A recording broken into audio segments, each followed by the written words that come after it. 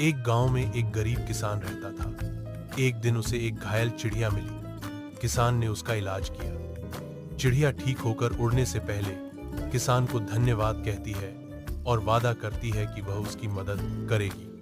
अगले दिन चिड़िया रोज एक सोने का अंडा देने लगी। किसान अमीर हो गया, लेकिन लालच में आकर उसने चिड़िया को मार डाला। चिड़िया मर गई और किसान फिर से गरीब हो गया। कहानी से शिक्षा मिलती है कि लालच बुरी बला है।